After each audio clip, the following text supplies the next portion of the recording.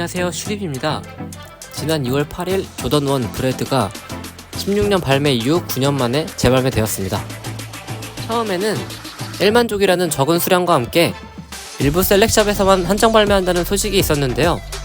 그 다음에는 약 23,000족으로 글로벌 릴리즈 된다는 소식이 다시 있었습니다. 나이키에서는 역대급으로 대대적인 마케팅을 펼쳤는데요. 스타들이 대거 캐스팅된 커머셜 영상과 함께 조던의 인스타그램 계정을 잠깐 닫아놓기도 했었고, 본사에 조던1을 신고 출근하지 못하도록 하기도 했었습니다. 모두 마케팅의 일환이었는데요. 사실 이렇게 대대적으로 마케팅하지 않아도 잘 팔리는 게 조던1 브레드인데, 수량도 적다는데 왜 이렇게 강하게 마케팅하는 건지 약간 궁금하긴 했었습니다. 이렇게까지 대대적으로 마케팅을 하는데 수량이 너무 적으면 약간 반발이 있진 않을까라는 생각을 하긴 했었는데요. 정확한 것은 아니지만 수량은 확실히 만족보다는 많은 것으로 보여졌습니다. 299,000원이라는 엄청나게 비싼 발매가로 발매를 하였는데, 특별한 기술이 적용된 하이테크 신발도 아니고 박스나 속지가 특별한 것도 아닌데 좀 과한 건 아닌가라는 생각이 들었는데요. 조던1의 하입이 어느 정도인지 테스트한다는 생각도 약간 있었습니다. 참고로 패키지 같은 경우에는 이번에 윙로고 없이 발매하는 블랙토의 경우가 정말 멋지더라고요.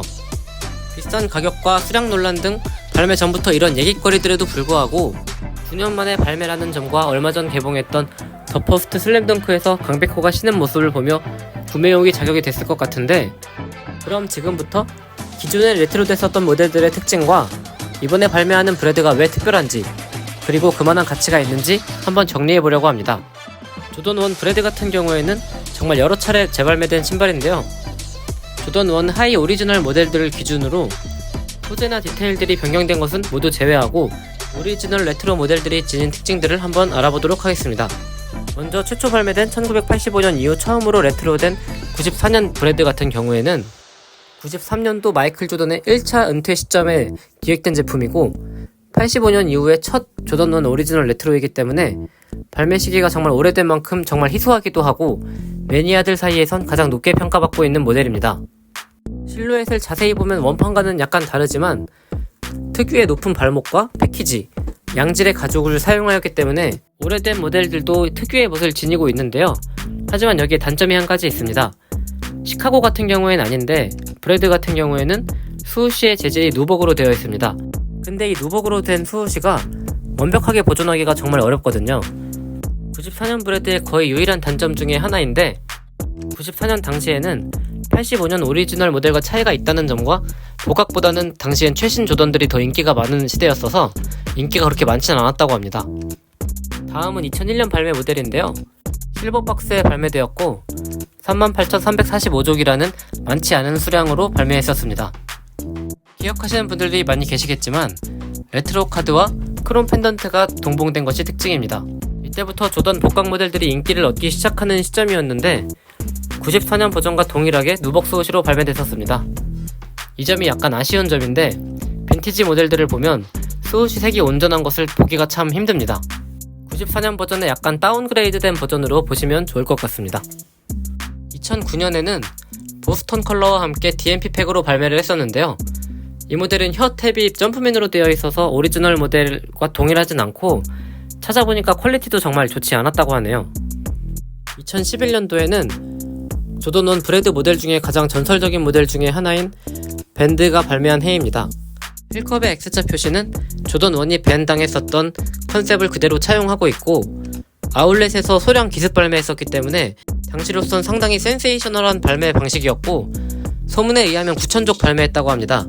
가장 높은 프리미엄을 받고 있는 조던1 브레드 모델 중에 하나고, 85년판을 제외하면 가장 전설로 남을 만한 버전이라고 생각을 하는데, 스니커사에 남을 만큼 파격적인 행보였다고 생각을 하고 있고, 어찌 보면 지금의 나이키에 필요한 모습이 아닌지라는 생각도 하게 되었습니다. 지금의 대대적인 마케팅과 비교하면 정말 정반대의 모습인 것 같습니다. 2013년도 버전 같은 경우에는 저도 갖고 있는 것 중에 하나인데요. 수호시도 누벅이 아니라 가죽으로 되어 있고, 텅에 있는 탭도 점프맨이 아닌 오리지널 수호시 브랜딩이 적용이 되었기 때문에 오리지널 조던1과 상당히 유사한 세팅을 갖고 있습니다. 수호시가 85년 버전처럼 약간 크게 보이기도 하고 전체적으로 보면 나쁘진 않은데 아쉬웠던 점이 없진 않았습니다. 먼저 폴리우레탄이 코팅된 가죽이어서 주름이 예쁘게 지지 않고 약간 비닐 같은 느낌을 갖게 한다는 점이 좀 아쉬웠고, 발목이 좀 낮습니다. 지금 모델들과 비교하면 거의 미드가 아닌가 싶은 정도의 높이이고, 다른 버전들과 비교해보면 확실히 발목이 낮기 때문에 이 점이 약간 아쉬운 점입니다. 그래도 당시에 수량이 꽤 많이 풀렸어서 그동안 조던 1 브레드에 목말랐던 분들이 정말 많이 구매하셨었고, 같은 해에 조던 1 로얄 블루도 함께 발매했었습니다. 2016년에 발매한 조던 1 브레드는 2011년에 발매한 조던 1 밴드를 약간 계승한 모델로 2015년도부터 시작된 조던 리마스터링 프로젝트에 의해서 우리가 아는 가장 익숙한 형태의 조던 1의 실루엣을 지닌 점이 특징입니다. 2011년도 밴드를 계승했기 때문에 오리지널 모델처럼 매끈한 느낌의 가죽이 아니라 조직감이 느껴지는 가죽을 사용했기 때문에 오리지널과는 약간 차이가 있습니다. 가죽의 퀄리티는 아주 좋아서 내구성이 좋고 주름도 예쁘게 가서 좋은 가죽인 것은 맞는데 85년 버전이랑 비교해보면 확실히 좀 다른 느낌이기 때문에 오리지널리티를 좋아하는 일부 매니아들에게서는 2013년도 버전이 오히려 조금 더 좋다고 느끼는 사람들도 있었고, 오히려 이 퀄리티 높은 가죽을 선호하시는 분들도 계셨습니다. 결국 따져보면은 가장 많은 사람들이 선호하고 익숙해하는 2015년도 이후에 조던 1 실루엣을 지니고 85년도 조던처럼 매끈하고 퀄리티가 좋은 가죽을 지닌 브레드는 한 번도 출시하지 않은 셈입니다. 조던 1 중에 가장 높은 하입을 지녔었던 2015년도 시카고가 인기 많았었던 가장 큰 이유는 가장 정돈된 실루엣에 오리지널의 원판을 거의 변형시키지 않고 특징을 그대로 차용했다는 점이었는데요. 조던 1 브레드 같은 경우에는 여러 차례 재발매했음에도 이런 똑같은 세팅으로는 한 번도 발매하지 않다가 이번에 발매한 건 아예 1985년 버전을 그대로 처음 발매한 것이기 때문에 조던 1을 오래전부터 추종하던 분들에겐 사실 특별할 수밖에 없는 모델입니다. 물론 우리에게 가장 익숙한 2015년도 이후에 발매한 조던 1의 실루엣이었으면 가장 좋았겠지만, 그래도 85년도 실루엣을 그대로 가져온 것도 나름대로의 의미가 있기 때문에 발매가가 비싸고 나이키의 인기가 예전만 하지 못해도 많은 분들이 찾으시는 데는 이유가 있지 않겠나라는 생각을 하게 되었습니다. 발매 수량 같은 경우에도 100% 확실하게 알려진 것은 아니지만 조던 1 브레드 중에 가장 높은 시세를 형성했던 2011년도 밴드가 약 9,000족으로 알려져 있고, 희소성이 높은 2001년 브레드도 38,000족이었던 것을 고려한다면은 알려졌던 2.3만 족, 그러니까 23,000족 같은 경우에도 많지 않은 수량임은 확실하기 때문에 이번에 발매한 85년 브레드가 시간이 지날수록 그 가치를 인정받는 것이 아닌가라는 생각이 들었습니다. 오래 지나도 그 가치가 변하지 않고 오히려 빈티지한 멋이 드는 조던 1 오리지널 컬러링 같은 경우에는 오랜 시간 함께 할 만한 가치가 있다고 생각합니다. 오늘은 조던 1 브레드에 대한 이야기를 한번 해봤는데요. 오늘의 컨텐츠는 이것으로 마치도록 하겠습니다. 시청해주셔서 감사합니다. 다음에 더 재밌는 신발 이야기로 찾아뵙도록 하겠습니다. 슈리비였습니다.